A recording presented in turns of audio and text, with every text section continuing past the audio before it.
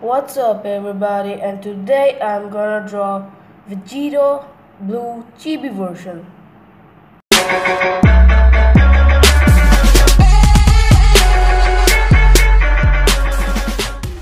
Materials we're going to use are a 0.5 mechanical pencil, a pigment liner, an eraser stick, a white pen, some Faber-Castell sketch pens, and some Prismacolor pencils. So let's begin.